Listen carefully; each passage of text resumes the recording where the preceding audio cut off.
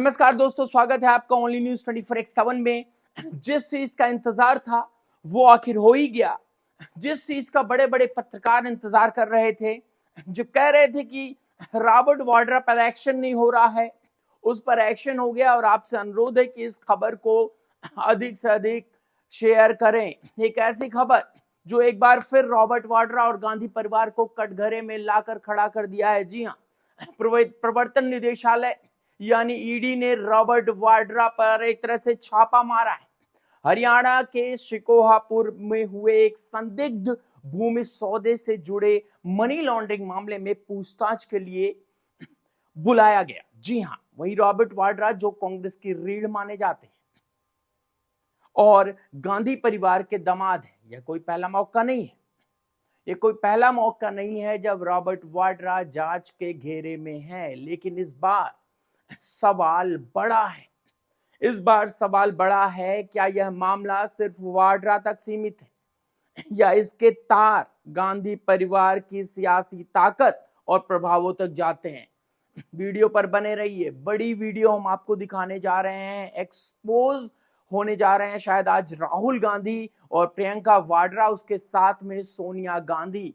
आज हम इस सौदे की परतें खोलेंगे। कौन से सौदे की परतें खोलेंगे? गांधी परिवार और वाड्रा फैमिली के सौदे की परतें खोलेंगे, जिसको ईडी ने तह से निकाल दिया है। वाड्रा के कारनामे को उजागर करेंगे और ये भी बताएंगे कि कैसे गांधी परिवार का नाम बार बार ऐसे विवादों में आता है। तो तैयार रहिए, क्योंकि यह जो वीडियो है वो हकीकत के करीब ले जाने वाली है आपको। सबसे पहले समझते हैं कि यह मामला क्या है।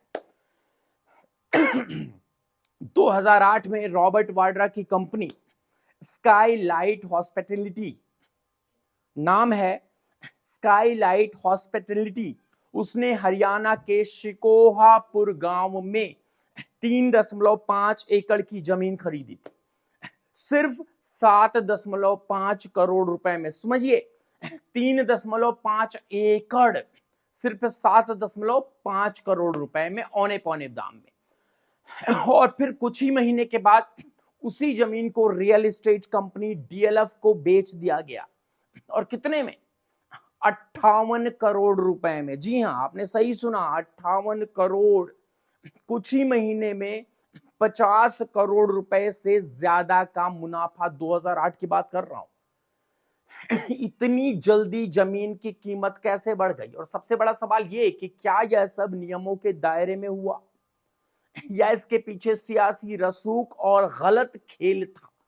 ईडी यही जानना चाहती है और इसलिए वाड्रा को सम्मन भेजा गया है। लेकिन क्या आपको नहीं लगता कि यह कहानी सिर्फ जमीन की खरीद बिक्री से कहीं ज्यादा है, या उस प्रभाव की कहानी है जो गांधी परिवार का नाम अपने साथ लाता है? चलिए इस सौदे की ओर, सौदे को और गहराई से देखते हैं। 2008 में जब डील हुई, तब हरियाणा में कांग्रेस की सरकार थी और मुख्यमंत्री थे भूपेंद्र सिंह हुड्डा। हुड्डा भी इस मामले में जांच के दायरे में है, क्योंकि आरोप है कि इस सौदे में सरकारी नियमों को ताक पर रखा गया था। खबरों के मुताबिक वाड्रा की जो कंपनी है, उसने जमीन के बाद उसका म्यूटेशन यानी जमीन का रजिस्ट्रेशन सिर्फ 1 दिन में करवा लिया था। दोस्तों, आम आदमी के लिए जो म्यूटेशन है उसमें महीने लग जाते हैं, लेकिन यहां 1 दिन में काम हो गया। कैसे? और फिर कुछ ही महीने में वाड्रा को उस जमीन पर हाउसिंग सोसाइटी बनाने की इजाजत भी मिल गई, जिसमें जमीन की कीमत आसमान छूने लगी। यह सब इतनी तेजी से कैसे हुआ?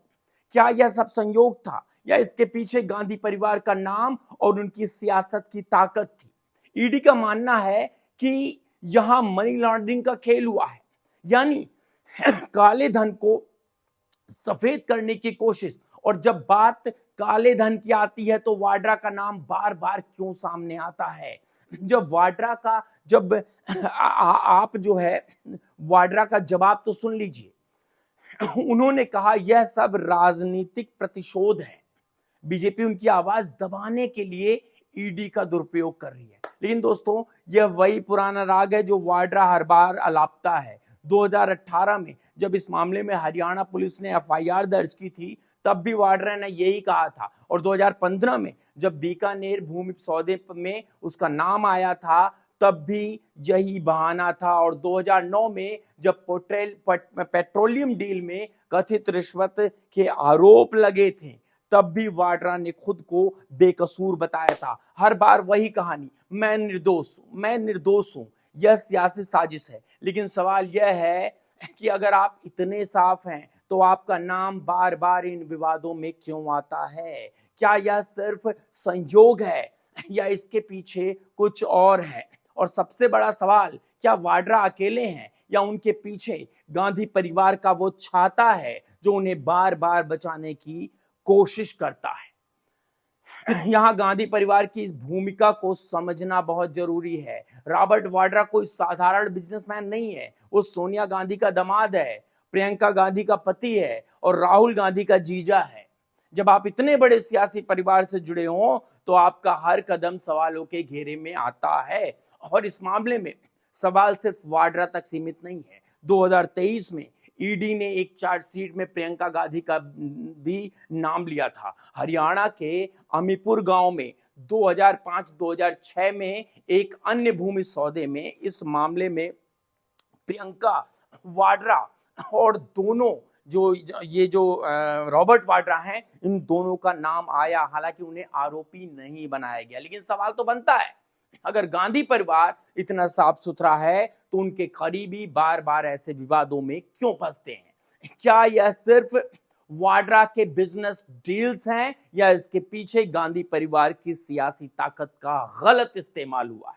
चलिए वाड्रा के कारनामे पर और नजर डालते हैं। सिकोहापुर सौदे कोई इकलौता मामला नहीं है जो मैंने आपको बताया। 2015 में बीकानेर में एक और भूमि सौदे में वाड्रा की कंपनी पर अनियमितता के आरोप लगे। इस मामले में ईडी ने मनी लॉन्ड्रिंग की जांच शुरू की। फिर 2009 में एक पेट्रोलियम डील में वाड्रा पर कथित तौर पर रिश्वत लेने का आरोप लगा। ईडी ने दावा किया कि उस रिश्वत से वाड्रा ने लंदन में 1.9 मिलियन पाउंड की प्रॉपर्टी खरीदी थी। और हर बार वाड्रा का वही जवाब, मैंने कुछ गलत नहीं किया। लेकिन दोस्तों, अगर आप बार बार एक ही तरह के आरोप से घिरते हैं तो क्या यह नहीं दर्शाता कि कहीं ना कहीं कुछ तो गड़बड़ है?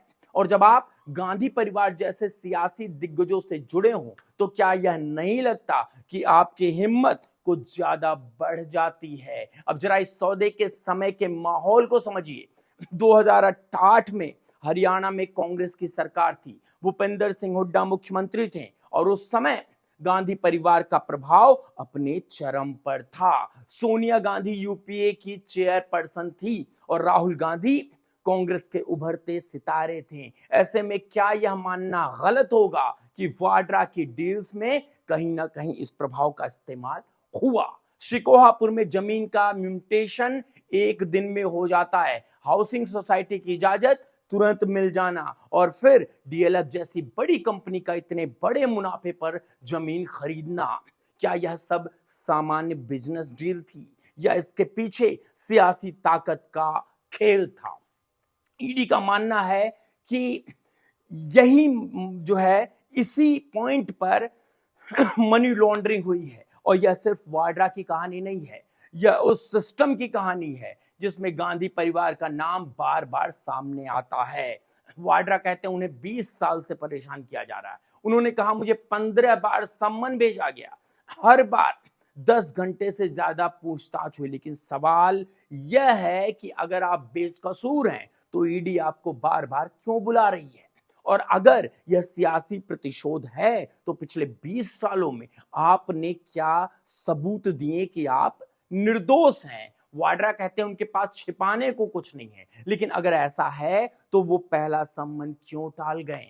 8 अप्रैल को ईडी ने उन्हें बुलाया था लेकिन वो नहीं गए और अब दूसरा सम्मन भेजा गया तो वो ईडी दफ्तर पहुंचे अपने समर्थकों के साथ और नारे लगवाएं, जब जब मोदी डरता है ईडी को आगे करता है। ये क्या मजाक है? अगर आप साफ हैं तो जांच का सामना कीजिए। नारे लगवाने की जरूरत क्या आन पड़ी? यह तो वही पुराना ड्रामा है जो गांधी परिवार के करीबी हर बार करते हैं। और गांधी परिवार का रवैया देखिए, इस मामले में ना तो सोनिया गांधी ने कुछ कहा, ना राहुल गांधी ने, ना ही प्रियंका गांधी ने। क्यों? क्या इन्हें नहीं लगता कि उनके दामाद पर इतने गंभीर आरोप लग रहे हैं तो उन्हें सामने आकर जवाब देना चाहिए, या फिर वो सोचते हैं कि उनका सियासी रुतबा उन्हें हर बार बचा लेगा? दोस्तों, यह वही गांधी परिवार है जो हर बार जवाबदेही से बचता है, चाहे नेशनल हेराल्ड केस हो, चाहे अगस्ता वेस्टलैंड घोटाला, या अब भूमि सौदा। हर बार उनका नाम किसी ना किसी विवाद में आता है, लेकिन जवाब वो कभी नहीं मिलता। अब सवाल यह है कि यह मामला कहां तक जाएगा। ईडी ने वाड्रा को prevention of money laundering act यानी पीएमएलए के तहत बुलाया है। उनकी बयानबाजी होगी और अगर सबूत मिले तो मामला कोर्ट तक जाएगा। लेकिन बड़ा सवाल ये, क्या वाड्रा को कभी सजा होगी या फिर गांधी परिवार का प्रभाव उन्हें फिर से बचा लेगा? दोस्तों, पीएमएलए जो है वो कोई छोटी धारा नहीं है। जब आप पीएमएलए लगता है तो आपको जेल जाना पड़ता है। लेकिन पिछले 20 सालों में वाड्रा पर कई जांचें हुई, लेकिन हर बार वो बच निकला, क्योंकि उसके पीछे गांधी परिवार का वो सियासी कवच है जो हर बार उन्हें ढाल देता है। लेकिन दोस्तों, सच कितना भी छिपे, एक दिन सामने आ ही जाता है, और यह मसाल उस सच को उजागर करने की दिशा में एक कदम हो सकता है। तो आखिरी बात, रॉबर्ट वाड्रा का यह शिकोहपुर सौदा कोई साधारण बिजनेस डील नहीं थी। यह एक ऐसा खेल था जिसमें सियासी ताकत, प्रभाव और कथित अनियमितताओं का मिश्रण था, और इस खेल में के केंद्र में वाड्रा, जिनके पीछे गांधी परिवार की छाया साफ दिखती है। यह मामला सिर्फ 3.5 एकड़ जमीन का नहीं है, यह वह सिस्टम का है जो सालों से सवाल के घेरे में है। वाड्रा कहते हैं कि बेकसूर हैं, लेकिन बार बार उनके नाम का उछलना क्या दर्शाता है और गांधी परिवार की चुप्पी क्या कहती है? यह सवाल हर भारतीय के मन में है।